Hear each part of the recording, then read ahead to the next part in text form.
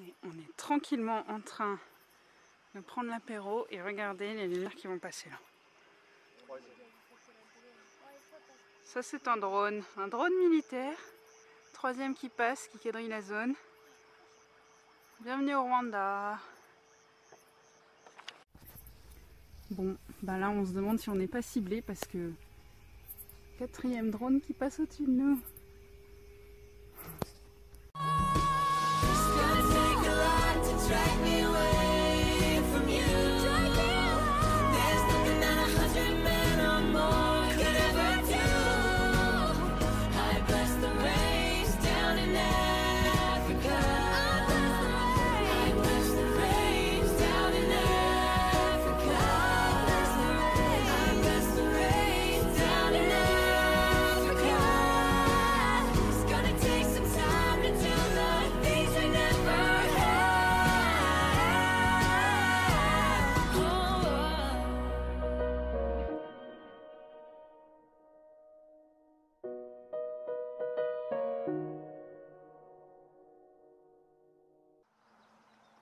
Voilà notre campsite pour le soir. Au Rwanda, avec la vue sur la vallée. Doudou en premier plan. Il y a des inconnus qui nous surveillent. Des inconnus qui nous surveillent. Hello. Et voilà.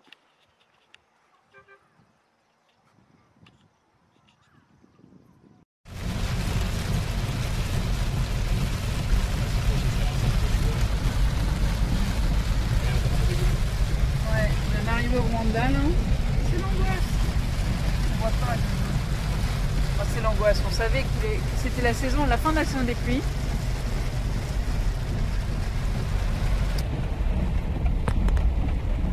Ça arrive sur la route, regarde. Voilà.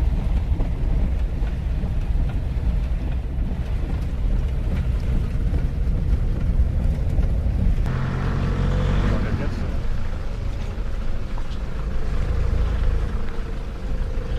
Est-ce qu'on peut pas glisser? Flore qui fait la conduite difficile sur terre très grasse parce qu'il a plu toute la nuit. Ça glisse. Ça glisse, ça glisse. Et on suit la moto qui va nous emmener à un endroit pour faire de la rando. Normalement. Let's see.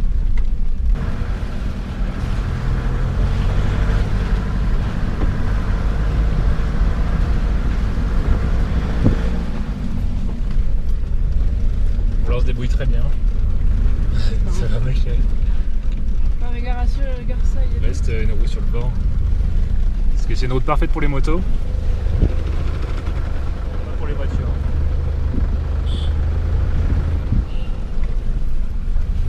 J'ai pas trop envie de rester sur le bord parce que après si je glisse, c'est pas juste le tir avant.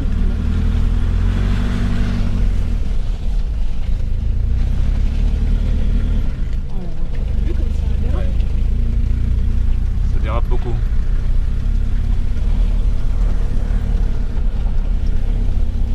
Je sais pas si on aurait pas se mettre au 4x4 non. Ouais. Alors, on vient d'activer le mode 4x4. Ça passe un peu mieux, ça glisse moins. Et là, je sais pas si vous pouvez voir, mais il y a beaucoup de monde sur la piste.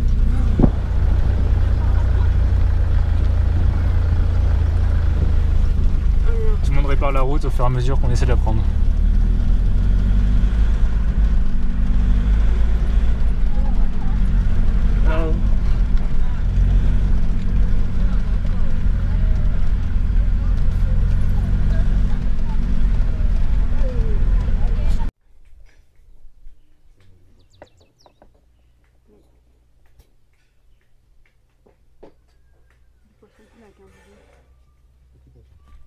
Un petit poisson.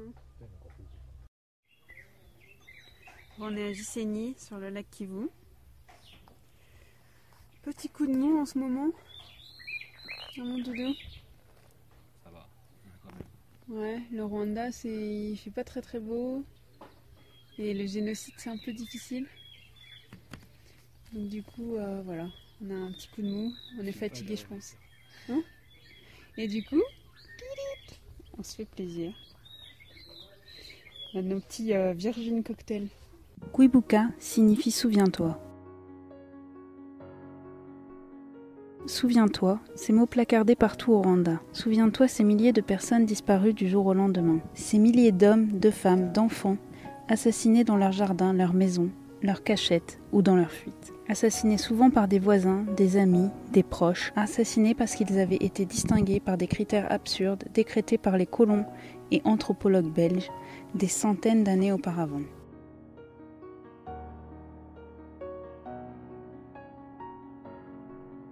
Kwibuka, le Rwanda ne veut pas oublier cette partie atroce de son histoire, cette politique, cette propagande qui a mené un jour d'avril 1994, après un message lancé à la radio, ses voisins à massacrer à coups de hache leurs amis, le parrain de leurs enfants, à dénoncer la cachette de leur belle-sœur.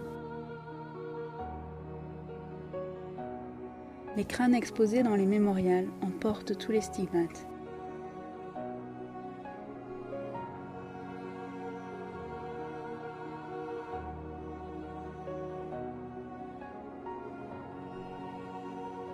Les persécutés se sont cachés par milliers dans les endroits qu'ils pensaient sûrs, dans les églises, endroits sacrés, comme dans celle-ci, aujourd'hui mémorial, où ils ont été massacrés. Ou comme dans cette école de catéchisme où se cachaient femmes et enfants. Les murs portent encore les marques du sang des crânes des plus petits, fracassés. Les corps ont ensuite été jetés ici et là, oubliés. De cette horreur, le Rwanda ne se cache pas, mais expose. Expose tous les faits, chaque atrocité, jusqu'au pire détail, car jamais il ne faudra oublier. Il faudra se souvenir comment l'homme, porté par ses pairs, peut devenir fou et commettre le pire. De nombreux génocidaires convaincus de leur idéologie ont fui le pays. Mais ses voisins, hommes et femmes du quotidien qui ont été pris de folie et tués 1 ou 10 personnes, représentent une grosse partie de la population. Aussi, des gakaka, tribunaux communautaires, sont instaurés dans les villages. Les auteurs demandant pardon et montrant où sont les corps peuvent passer la moitié de leur peine au service de la communauté. Aujourd'hui, beaucoup sont libres et traumatisés par ce qu'ils ont commis. Aujourd'hui, de nombreux Tutsis ont perdu leur famille. L'UNICEF estime que 80% des enfants rwandais ont connu des décès dans leur famille. 70% ont vu quelqu'un se faire tuer. 90% ont cru qu'ils allaient mourir. Les conséquences post-traumatiques sont énormes sur l'intégralité de la population rwandaise. Nous avons passé une nuit au milieu des montagnes, chez une femme dont l'intégralité de la famille, parents, frères et sœurs, ont disparu pendant le génocide. Nous avons dormi dans la maison familiale reconstruite après cet événement, les photos des disparus au mur. La porte d'entrée a été changée afin de ne plus donner sur la maison du voisin, auteur de ce massacre. Cette femme, psychologue, aide aujourd'hui les génocidaires. Elle accueille aussi, pour des réunions d'entraide, les femmes victimes de viols, souvent perpétrés par des hommes atteints du sida.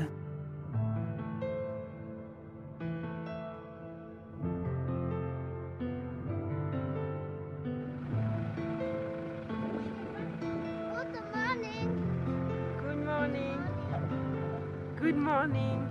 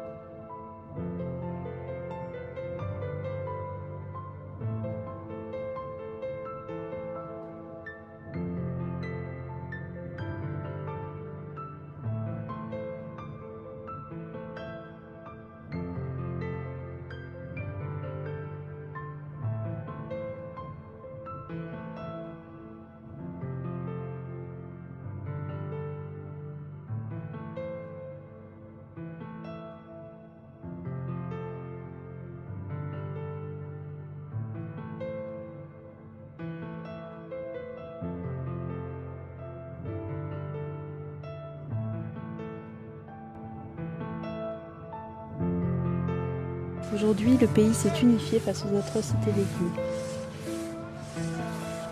Aujourd'hui, on est rwandais avant tout.